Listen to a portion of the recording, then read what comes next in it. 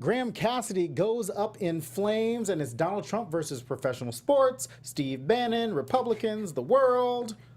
And we'll give you the latest on the special election in Alabama. And Trump's fight with America's Bill of Rights, and the former executive director of, the executive director of Run for Something, Amanda Littman, is here to discuss their efforts to get millennials elected across the country. It's Tuesday. All that and more. Welcome to the Political Beat. You're tuning into the destination for TV superfan discussion, AFTERBUZZ TV. And now, let the buzz begin. Hey guys, welcome to AFTERBUZZ TV's The Political Beat, the millennial show and podcast breaking down the latest in Washington politics and news from around the world and the country. Happy National Voter Registration Day. I'm your host, Drexel Hurd. You can follow me on Twitter and all social media at Drexel Hurd. I am the voice of the moderate left. And I am Chelsea Galicia, a voice of the progressive left, and you can follow me on social media at Chelsea Galicia. What is this? Progressive left. Breathing under your... Be sure to follow the show at Political Beat TV. Just some housekeeping items. Next week, the founder and president of Hell's Kitchen Democrats and New York drag superstar, my good friend Marty Gold Cummings, is going to join us to discuss the organization and their recent, really big, crazy win that they had in Hell's Kitchen in New York last week. Today on the show, in the first beat, we'll give you a rundown of today's top headlines, followed by this week's interview with Amanda Littman. And in the breakdown, we'll talk about the president's fight with the NFL and my legal analysis of it. And we'll spotlight ways you can help our fellow Americans in Puerto Rico as they sit without power and attempt to rebuild that U.S. territory there. It's a little crazy. So let's get to it. What's going on today? All right. So first, the good news. The Graham Cassidy health care bill died, or they just decided not to put it to vote because they knew. We've used way too many analogies. Up in flames, fizzled. I don't know which one it was. I don't think anybody was really surprised. Even last night on the CNN town hall, Lindsey Graham seemed to say, it's okay. He looked defeated. Have you watched him during the debate? Like, he looked like he didn't want to be there. Lindsey Graham did. You know what Lindsey Graham looked like? He looked like he was everybody's best friend. He was like, I'm really good friends with Bernie. Did you catch his comment when he said something about how Lindsey's what did he say last night? He said Lindsey is gender neutral. He said that to Amy Klobuchar last night. It was very weird. I it was missed very that weird. one. Yeah. So now that that's out, if they want to do healthcare, and it went out because there was a lot of people. It wasn't exactly, this was not the same like they were just going to lose by one vote. There were a lot more. There were a lot more, and I think that people have to realize about how this works because people look to John McCain, the Republicans on the other side, certain Republicans. When you look at Susan Collins and you look at Lisa Murkowski, they're making at least in my viewpoint, a fundamental vote. They're basically, Lisa Murkowski based her vote primarily on Planned Parenthood, which you don't hear a lot of Republicans do. Susan Collins, who's a moderate, was like, listen, this is just not a good bill, not just for Maine, but for people across the country. Whereas people like Rand Paul, John McCain was talking about process. It's not that he was against the bill and the subject matter of the bill and actually repealing, because we know that over the years, he has only been talking about repealing and replacing Obamacare. But Rand Paul was talking about money. Ted Cruz was talking about money. They don't care about people losing their health care. They actually just care about how much money it's going to cost. There's too much. They said it was giving too much to people. Well, no, this is something that I agreed with. I heard an interview with Rand Paul, and he was saying that, yes, the money he doesn't like, because right now the federal government spends $1.2 trillion on healthcare under Obamacare, and what they want to do is take that same amount of money, $1.2 trillion, put it in block grants, and give it to the states, who are then going to give it to insurance companies. Right. And one thing that the left and the right are agreeing on these days is we hate the insurance companies. Right. They're ripping everyone off. So I think if there's a bipartisan effort, and I got a hint from last night's town hall that there might be. I think that there is probably going to be some bipartisan solutions. However, you have to trust that states are going to do what they're going to do. The federal government's going to have to regulate how those states kind of allocate that money. and then watch those insurance companies do that. And I don't think that the Republicans are going to want to put that much effort I don't think into... it'll be a block grant. I think maybe, I don't know, if there is a way to rein in the insurance companies without calling it regulations. Well, you know that's not going to happen because that's all they will say. That's all Republicans will talk about. But this bill is not, it's dead for now. Actually, if you saw any of the headlines today, it said for now. AP came up for now, Politico for now. It just said for now because we know that Republicans have a chance to revive something like this when it comes up next year. But they're going to need 60 votes. They're going to need 60 votes for now, but that does not mean that as we get it, and I think this goes to the heart of part of the conversation that we'll have with Amanda and part of the conversation that we'll have a little bit later, which is Democrats just got to get out and vote. If Democrats don't win back the majority in the House or the Senate, then this bill is going to be revived next year, and the chances of Republicans gaining more seats it's like 50-50. Either Republicans are going to gain more seats, or Democrats are going to control back, get control of the House or the Senate again. So it's either or. And if the Republicans gain more seats, just 2 more seats, healthcare will be ripped away from 32 million people. So, take that to the bank. All right. And just remember that as we go into these elections and we start talking about purity tests. Oh, geez.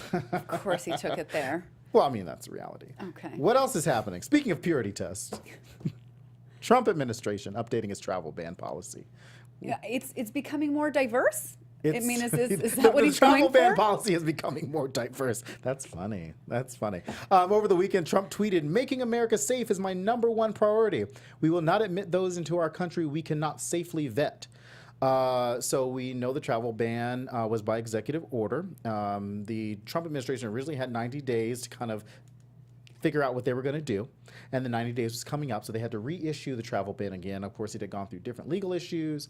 And it had gotten struck down, and then it didn't get struck down, and the Supreme Court was supposed to hear oral arguments next month. Actually, next week, because first of the next week, because rent is due on Sunday.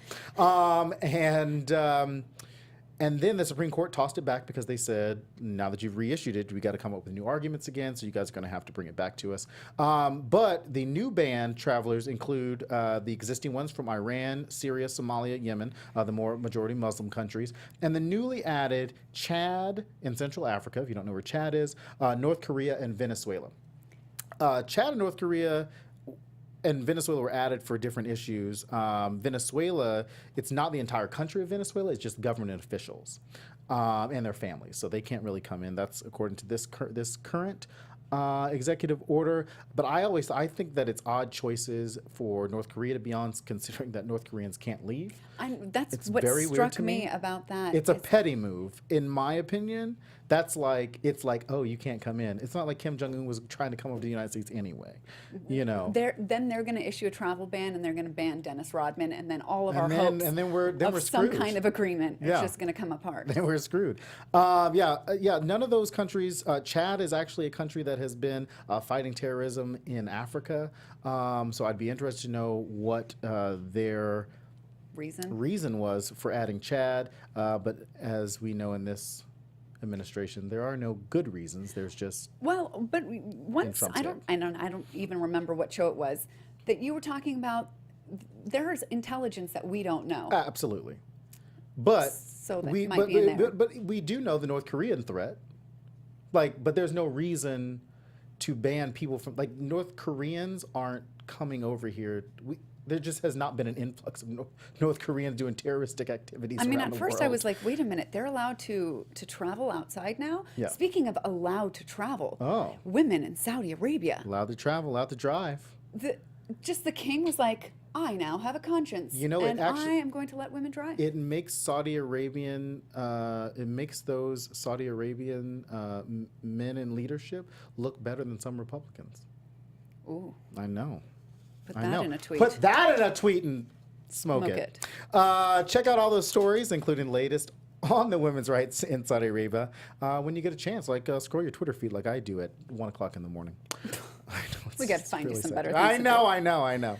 All right, with the 2016 election behind us and the horror that has ensued, We are getting into action. The resistance has moved into action, and there are groups popping up all across the country to help candidates serve in public office. And of course, one of those groups, A Run for Something, is doing just that. You may have remembered us bring up a couple of weeks ago that we announced our partnership with Run for Something in our efforts to get the word out about Democratic candidates and their races. And here to talk more about that and her new book is the former email director of Organizing for Action and my favorite, Hillary for America, and the former and the co-founder of Run for Something. Welcome to the program, Miss Amanda Littman. Thank you guys so And her- much for and her having me. cute This puppy. is fun. Yeah, we saw that. That cute puppy. What's his name? Yeah. Her name is Sadie. You Her will name probably is hear her Sadie. barking at some point. Hi, Sadie. Okay, so Amanda, welcome to the show. Thanks for coming on. Let's start with how Run for Something came about. At what point in the 2016 cycle did you and your co-founder Ross Raquetto decide to form this organization? So it was not until a couple weeks after the election. Election day came and went. I was sad. I was very tired. I was drunk for a while. And mostly I was angry. I started hearing from some friends from high school and college who were like, hey, you've always been a part of politics. I've seen what you put on Facebook. I'm pissed off. I want to run for city council in Chicago. What do I do? Who do I ask for help? And there wasn't a clear answer. There wasn't somewhere I could send them that I knew would take their call. And that seemed like a problem that had led to a bunch of other problems in the party. A lack of diversity on the local level, a lack of young, new, fresh leadership, a lack of winning progressive seats in local races. So Ross and I started talking about Run for Something probably middle of December, maybe the second week of December, and launched on Inauguration Day. Nice. So what type of candidates are you guys looking for? Because we always talk about, Chelsea and I joke a lot about actually running for office, but I don't know. Joke We'll see. about it. Yeah, are you guys certain criteria? What's the process like for millennials? Because you guys are really focused on millennial candidates.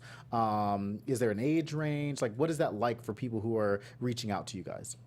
So we look for folks who are 35-ish or younger and who are first or second time candidates. So if you've never run for office before, you've maybe run once and you lost, we want to talk to you.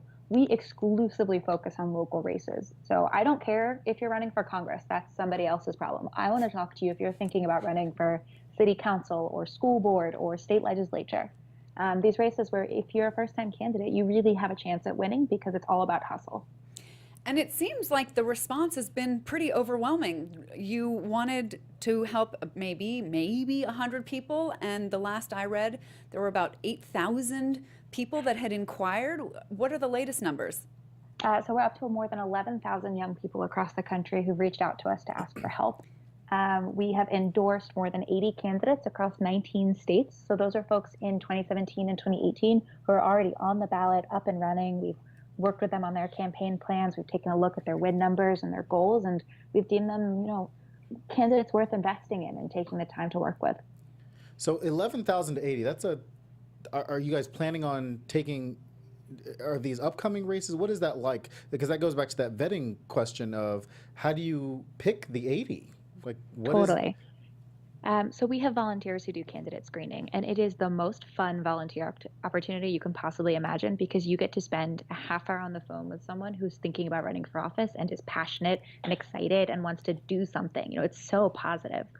We look for 4 key things out of potential candidates. 1, are you progressive, whatever that means for whatever you are, knowing that a Democrat in, say, Louisiana is different than a Democrat in New York. 2, are you authentically rooted in your community? 3, are you willing to work hard and personally knock doors and make the phone calls you need? And 4, are you interesting and compelling to talk to? If you meet those 4 criteria, we let you in. We have had conversations with, I believe, at this point, about 2,000 of those 11,000 folks. Wow. So folks are really thinking about this, and that's 1,000 hours of conversation. The 80 endorsements are people who we're really investing in, both our time and in some states our money. All right. And you are coming out with a book. I am. Virtual shelves next week. Yeah. You got Hillary Clinton's did a forward. Jason Kander, who we keep trying to get on the show. We actually keep trying to get Hillary Clinton on the show, but we definitely try to get Jason Kander too. Have written about it, have talked about this book. Don't March, Run for Something, a real guide to fixing the system yourself. So give us a little preview about what folks are going to be reading about in this book. Yeah, so my book comes out October 3rd, a week from today, and it is a guide on how to run, why you should run, and what to do if you decide not to run but want to get involved with campaigns. So I really take you through why all of the excuses for not running are total BS, how it's a lot of campaigns fun. work.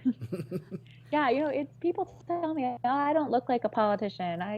Can't afford it. And it's like, one, if you're not an old rich white dude, of course you don't look like a politician. You've got to run anyway.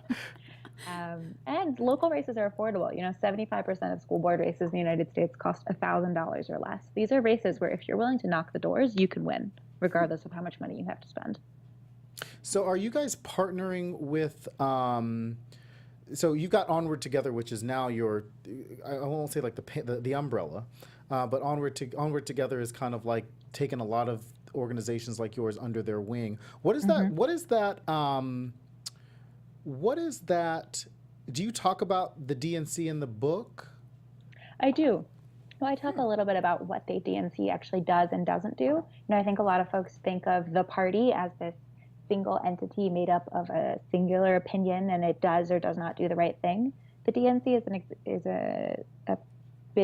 a corporation, a business, an organization that does specific things for Democrats. They focus on the presidential nominating program, state parties.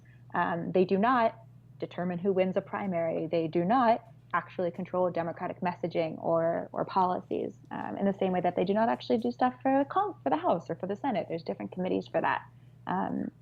And I talk a little bit about how the party structure works and what you can and can't expect as a candidate from the party as an entity. We as an organization work sort of alongside state parties, but we're not officially affiliated with any of the institutions. So what is that? What have those conversations been like with the DNC from you guys? Is there a conversation about what candidates, from the ground up? I know that both Keith Ellison and Tom Perez have talked about making sure that that Democrats work from the local level all the way to the federal level. Are those conversations happening, and what are they like? Yeah, they're extremely positive. We actually work more with some of the state parties one-on-one and with the DLCC than with the DNC specifically, but they've been nothing but positive with us. They're really excited that we're taking on a part of the work that's so important that they haven't been able to focus on in the past. And I genuinely don't think it's bad intentions. It's just everyone's got a lot on their plate. So I am really, heartwarmed by the reception that we've gotten, not just from the DNC, but from groups ranging from the Hillary part of the Democratic Party to the Bernie part of the Democratic Party and everything in between and beyond. Folks are so positive about what we're doing because they know that this isn't about necessarily which part of the partisan spectrum you're on. It's about young, fresh, diverse leadership in these offices that are fighting for our values. Awesome. I mean, is there now a new goal about how many people that you want to connect with since you blew away your 100-person goal?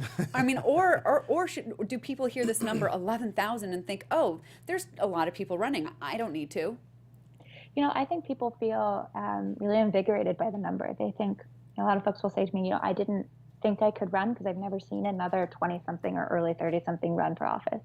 But what you're telling me is I'm not alone. And I'm not the only one doing this. And that alone makes me know that I can step up. So our goal, hopefully, is we would like to recruit 50,000 potential candidates by the end of next June. That's amazing. Yeah. So over the next, 7 months, we're hoping to increase that number 5 times. That's amazing. So back to the book real quick. So a real guide to fixing the system yourself. So you, Amanda, what parts of the political system do you believe need changing? So I think that if you're running for office, especially for state legislature, you should fix voting rights. And if you're running for Congress, you should fix campaign finance.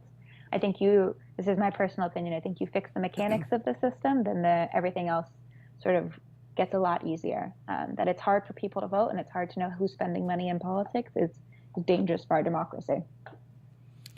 And then on the other side of that, because we just talked about the DNC, we talked about the system, what do you think Democrats, because you guys are really focused on Democrats, and Chelsea and I don't make it a secret that we are both Democrats on this show, but very different Democrats in that respect. What do you think Democrats need to be focused on going into? What are you guys telling your candidates to really be focused on going into 2018? And do you see, we talked about Graham Cassidy at the beginning of the show and how important it is for Democrats to get out and vote next year. Do you see the party succeeding over the next couple of elections as they shift that focus, the focus that you think that we should be on?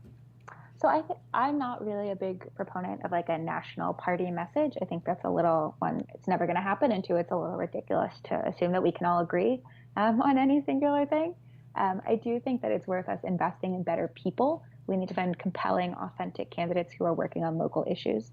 So like I'm really excited by, for example, one of our candidates in Virginia, Danica Rome, who's running in a district against a honestly extraordinarily homophobic Republican. If she wins, she'll be one of the first trans people in the Virginia State House of Delegates. I remember her story. Yes. Yeah, she's incredible. She could be running on a big issue about making a signpost for equality. What she won't stop talking about is traffic in her district and Route 28 and the stoplights that are there that are making people's commutes miserable. And I think that kind of focus on hyper-local issues that matter to people and that directly affect their lives, their pocketbooks, and their families is what Democratic candidates around the country should be doing. So you're almost saying, kind of focus, like take a small step back from identity politics and focus more on localizing that message as best as you can, because it would be very easy for Danica to talk about LGBT issues in that area and make that a part of the platform. But that's obviously not what works for that town, works for that district. So, I agree that in that national message piece of it, because I do think that people forget that we have 50 states. And with 50 states, 535 different legislation, everybody has an opinion on something. And making that, I think that the DCCC probably should do a little bit better job of localizing their candidates, and obviously you guys are doing that. Is there a coaching that goes involved in those candidates? So I know you guys are investing money in candidates and time, but is there, hey, I'm crafting this message for you, or I'm helping you craft your message, I'm helping you kind of reach out to voters. What is that like? What is that operation like? Yeah, so we have state leads in about 2/3 of the country who are experts in the local politics of their state that help guide our candidates through the intricacies of any particular region. We also have about 200 or so mentors who are experts in tactical parts of the campaigns. So a communications mentor, field mentors, policy mentors, who basically do office hours with our candidates and set up one-on-one time. So in between the big weekend trainings that organizations like Emily's List and Wellstone and the PCCC do, we're providing the one-to-one connection that candidates, especially ones that don't have a lot of staff, really need. So what races do you guys have coming up? What are your big races? I know November's like around the corner. November's like tomorrow, I feel like. I know. We've got a few folks in primaries next Tuesday, including a special election in California. For Wendy Carrillo. We then have a bunch of candidates up in November. We're working with 10 candidates in Virginia. We've got folks we're working with a guy running for city clerk of Detroit. We're working with a couple North Carolina candidates, including a young guy who I think has just such a bright future in politics, Pierce Freeland, who's running for mayor of Durham. Whether he wins or not, that guy's got a long career ahead of him because he is just extraordinarily compelling. And then we're starting to prep for 2018. We've got folks running in primaries and elections basically from February all the way through November of 2018. Awesome. So where can any candidate or anybody listening find out more information on the organization and how to get themselves involved if they want to run for something?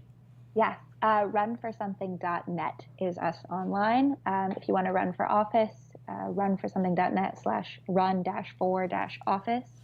If you want to volunteer, it's just /volunteer. And if you're curious about the book, it's just runforsomething.net/book. We're also on Twitter and Facebook and anywhere else you might expect to find us on the internet. And where can they follow you on Twitter? Amanda Littman, straightforward. Awesome. We're gonna leave it right there. Thanks so much, Amanda. That was so Thank much fun. I can't wait for having me. We will be discussing with you over the next couple of weeks the first round of candidates that are going to come on our show. So I'm very excited, especially hopefully to have Danica and Pierce. I went to college in North Carolina, so in Raleigh. So Raleigh is a stone throw away from Durham. So to have that conversation with Pierce would be great. Our candidates are amazing. They're going to knock your socks off. I'm excited. Thanks so much for coming on. Thanks for having me. Don't forget, you can follow Amanda on Twitter at Amanda Littman. What a great organization. Doesn't that make you feel better about life? It does. Just listening to all of those, we talked about the Obama Foundation last week and what they're doing. Just seeing people in action is always really fun. I know when we talked about reaching out to run for something, we were like, yeah, we got to do it. Yeah. Like, this is the future. This is what should be happening right now. This is, for me, the only silver lining of Trump. Yeah.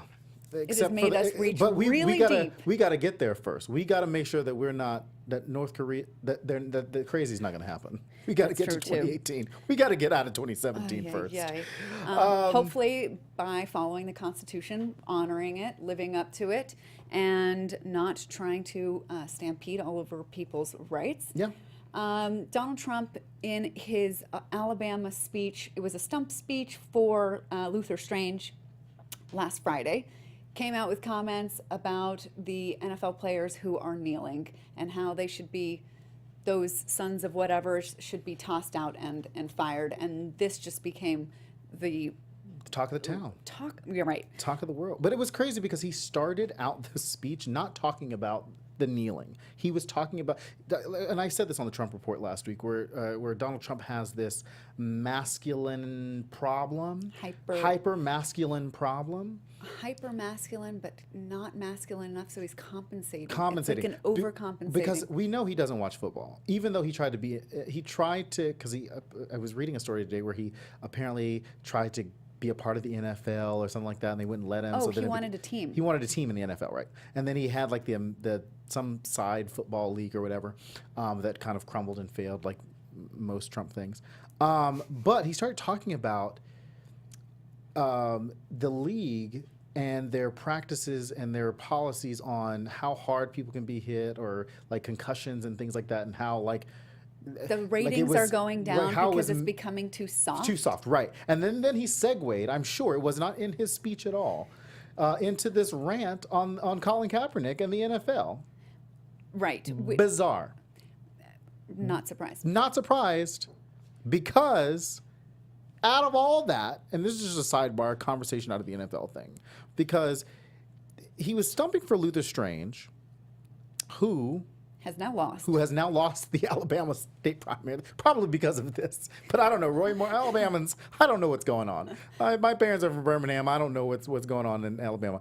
But he said he only met Luther Strange once, and that he really didn't know him. This is a part of the stump speech. This is probably why Luther Strange lost, because Donald Trump didn't even know the guy. In the speech, this was the same speech where he's like, man, getting healthcare stuff is hard.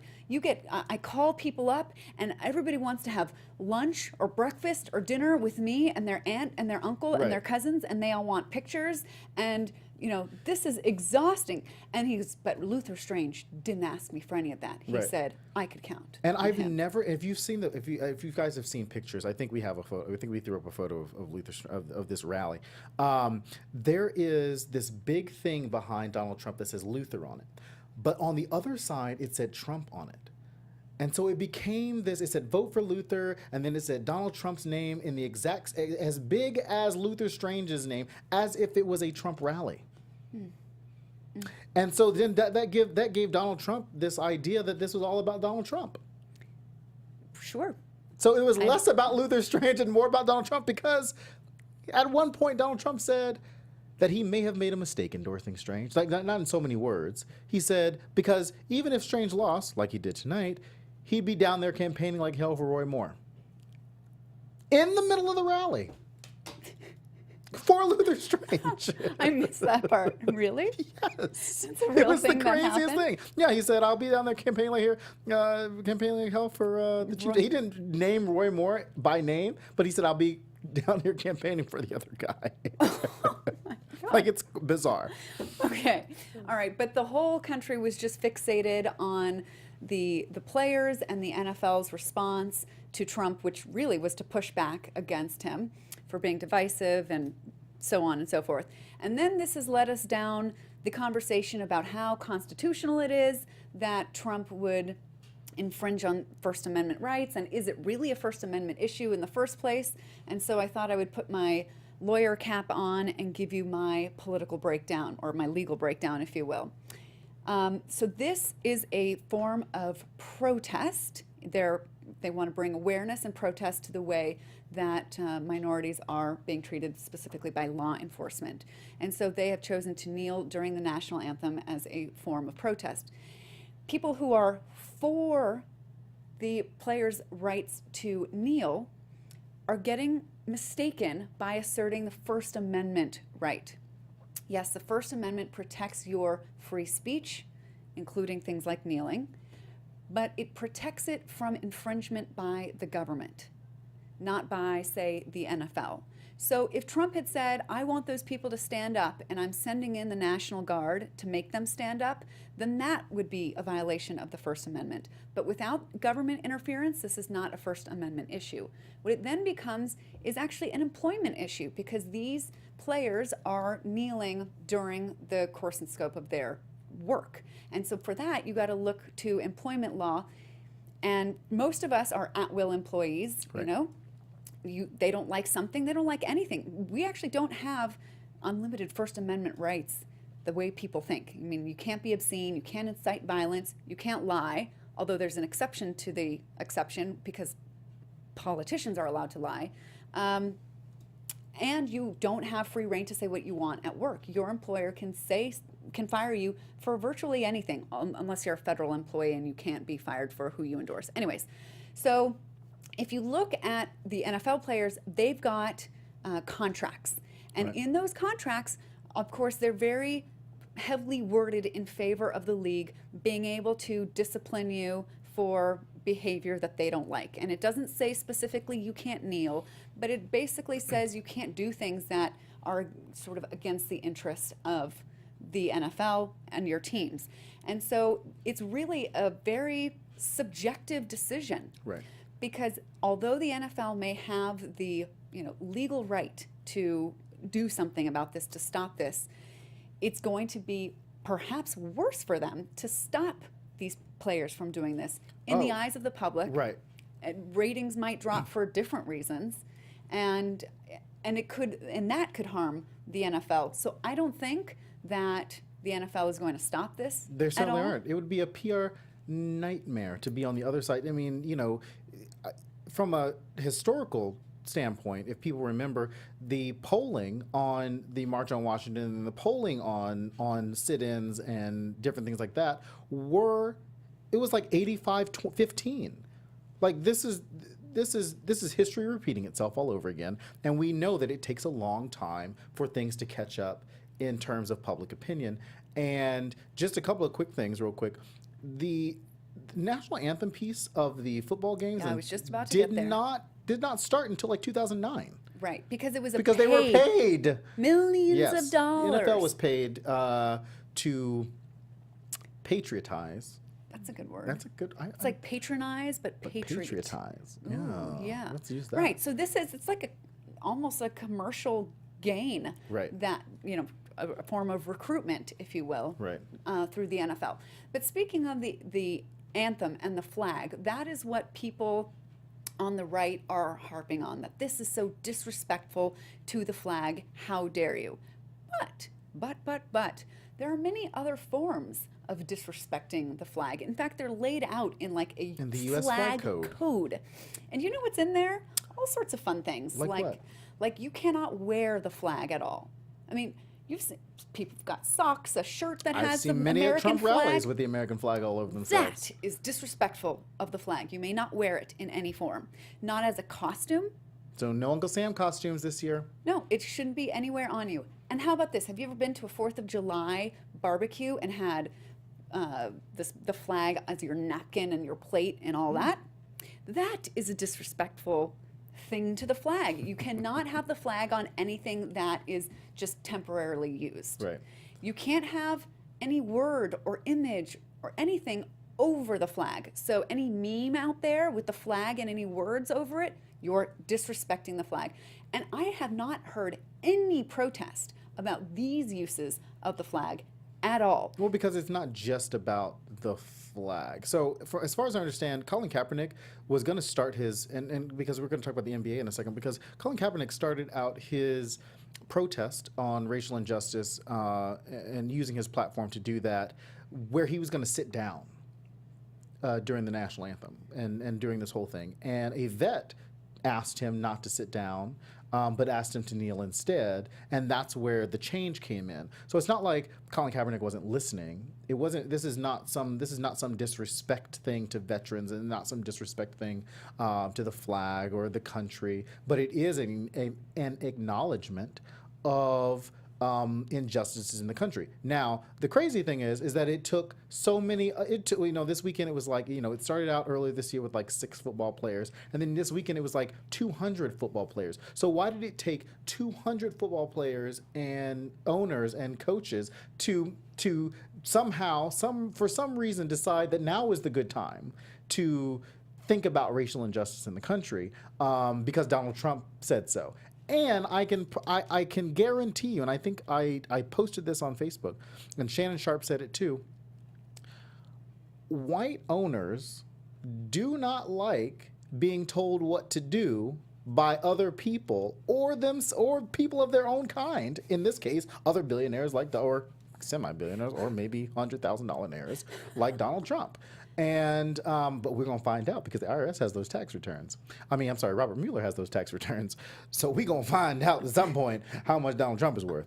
But that's the reality of the situation is people come out, obviously this is America, and people come out in their own times and come out in many ways in their own time. And Thanks for that, Drexel.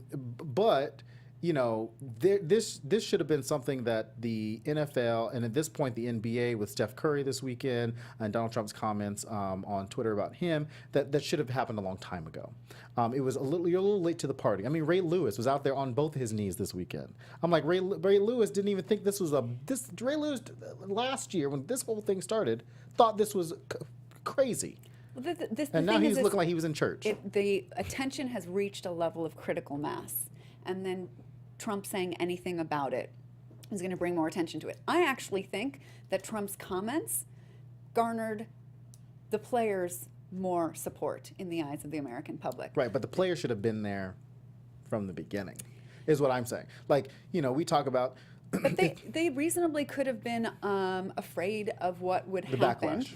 And I've seen people post on social media like, you better stand your ass up or else you're going to lose your job. And I'm like, this is the thing about these leaders, these heroes, is that they are principled and they will care less, maybe not at all, about the money. They're going to do it for the principle of it. But to say that they should stand up because they're going to lose their jobs. I mean, people are losing their lives. Right. So in comparison, it's no big thing to sacrifice their job, and I don't think that they're really going to. The NFL is going to fire hundreds of players all at once. Right. What's that going to do to the league? They're not even going to. And I will tell you, the Dallas Cowboys kind of did their thing this weekend, and people were booing them, but it didn't stop those people. It did not. People did not leave the stadium. Mm-hmm. People were still out there cheering. People are so weird. It's like it's very odd to me that you would boo, and then like you disagree with it, but you're still out there watching people play the game. Like, figure out what you're going to do. I do want to bring up something that a friend of mine said on Facebook and that I thought was really interesting. I think we're going to pull it up. My friend Allison in Illinois said, so you take a knee when someone is injured as a sign of respect. You get on your knees when you humble yourself before God. Players are taking a knee. There's still respect behind a kneel. When they are still for the anthem, respect for those who fight and die for this country, to allow those to protest the fundamental issues there are in this country. Now, I'm a military dependent, and so this is... Military dependent, that sounds really official. It is. I'm a military brat. Yeah. Military brat. Tell it like it is. Yeah. But I wasn't a brat. Maybe I was a little brat. And me personally, I remember, if you're on a military base, it's a very weird situation to begin with. And at 6 o'clock, when taps are played, or when the sun goes down, your cars stop when the national anthem, because the national anthem is played over the entire base. Every day? Every day. 6 Flag p.m. goes down, well, sunset. Flag goes down, cars stop at sunset because the flag's going down. And you can hear it. And some people get out of their cars. People are on the side of the road. They're kind of standing at attention. This is what happens on military bases. And that is military people, military dependents, military wives, everybody understand that piece of it. So our viewpoint of the flag is very different than those people who haven't served. They obviously respect the flag in a certain way, or unless they're wearing it or whatever. But there is according to my friend Allison, there is a different level of respect that the military understands what they're fighting for, and that fight is to allow people like Colin Kaepernick, any NBA person, to say what they want to say. It gives those people in Charlottesville the right to protest what they were doing, not the people, not the non-crazy people, but the crazy people out in Charlottesville. It gave them the right to do that. To protest the removal. To protest the removal of the Confederate flags. What's crazy to me is the same people that are crying about us, defending the, or these people kind of disrespecting the flag, are the same people that are flying the Confederate flag, and B, the same people who did not want the Confederate statues removed. So, which one is it? I see what you're saying. Which one is it? Because the Confederate flag was created as the antithesis to the American flag. So you can't have one. You either got to choose one. You got to have one or the other. You can't have both. And in this case, hopefully you'll choose the American hopefully you'll choose the American flag, or at least in your eyes. Could you imagine? That's really interesting. I hadn't thought of that aspect. You're right. So it's crazy. So we definitely want to know what you guys think about this kind of whole situation. So we are doing a new thing, question of the week. I'm going to throw out the question of the week, and then we'll tweet it out so you'll have a chance to kind of do the poll. I'm going to tweet it out as I'm reading it off. The question is, do celebrities and people in the spotlight lose their right to express themselves freely? Hashtag take a knee. Go to @thepoliticalbeat or Political Beat TV on Twitter. I'm going to tweet it out right now. And then you can give us your thoughts on the polls. Leave your comments in the comment section, or email us at thepoliticalbeat@gmail.com. And while Drexel tweets, It's out. I'll start the spotlight. So this is where we highlight an organization or a person, an issue that we think that you should check out. And this week our focus is on Puerto Rico. I mean, have you seen the pictures coming out of there? Like houses with like roofs just completely off, and like families inside, like trying to. They were without power they are without power, but they started without power last week.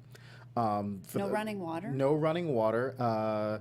And Hillary Clinton came out a couple of days ago and said, the USNS Comfort needs to go down there. A naval ship. USNS Comfort is going out now, thanks. Probably not. I'm sure James Mattis probably said something at some point, not because Hillary Clinton said it, but she did say it first.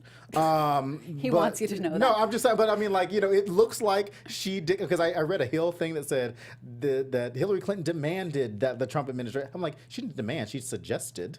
Like, there's a difference. She gave a suggestion, whatever. My fiance is from Puerto Rico, and so I've seen a lot of the things that have been going on there. I've seen friends of mine who are asking on Facebook about family members and stuff like that, and how devastating it is down there. One article I saw called it like apocalyptic damage. Right. And I read somewhere today that said that it has set back Puerto Rico at least 20 to 30 years in terms of agriculture, in terms of livelihood and stuff like that. And they're going to need some help rebuilding, because what I don't think that people quite understand is that Puerto Rico is a U.S. territory. Puerto Ricans are Americans as much as any other state, as much as D.C., which also does not have representation in Congress. So even though they pay taxes. So that's something that people have to realize. If Puerto Rico was Texas, it'd be very different. Right. We all were paying a lot of attention to Harvey. Sure were. And this hurricane brought like Harvey-like floods and Irma-like winds, and this Maria lady, she did quite a number on the island. And one of the scarier parts are the lack of medical supplies. I saw a reporter say that she had visited 3 hospitals. None of them had running water, and every hospital that she had visited said that they were just days away from running out of supplies. So the organization that we want to spotlight this week is AmeriCares, which donates medical aid to disaster areas. They've helped more than 90 countries and all 50 states in the United States with over $600 million in health programs and medical aid and supplies. And so you can check them out and consider donating to them to help Puerto Rico. Yeah, and I know the organizations that President Obama, President Bush, President Carter, President Clinton, and President Bush 43 have all have kind of added Puerto Rico, added Maria to their existing, I think it's called, I can't remember what it's called, like One America, something. You can check Barack Obama's Twitter feed. I do want to say real quick some hellos for those in the chat room. Our good friend from the Trump Report, Cherryville, Texas, in the chat room. Our Scott Brown in the chat room as well as James, Farsi, and Chris. Hello to all of those guys in the chat room. We love having you guys. I'm seeing everything that you say. I'll read them later and try to comment, but definitely leave your comments in the comment section below because we always respond and we always want to give you guys shout outs on the show. So if you guys have questions or anything that we talked about today, definitely leave your comments and yeah. And follow us over to the Trump Report where we, go from serious to silly about politics. Yeah. We let our political hair down, if you will. Yeah, I let all my hair down. It's a lot of fun. Of course, the Grey's Anatomy after show is back. All the fall shows are back this week. Grey's Anatomy's coming back. Will and Grace after show. We will do an after show here on AfterBuzz TV. For that, not me, but Tim will be on the Will and Grace after show. So it'll be good to have him there. Be sure to follow us. Be sure to follow AfterBuzz TV at AfterBuzz TV on all social media to find out when all of your favorite shows are on. Thanks to Amanda Littman from Run for Something. Go get her book next week on shelves on next Tuesday. Virtual shelves. Virtual shelves. I have a copy. Chelsea has a copy. It's really great. A lot of fun. Leave your comments on YouTube and subscribe to The Political Beat on iTunes podcast. We will see you next Tuesday right here on The Political Beat.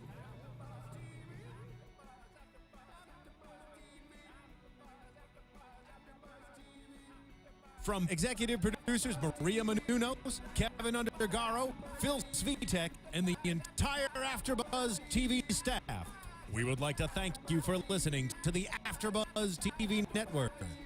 To watch or listen to other after shows and post comments or questions, be sure to visit AfterBuzzTV.com.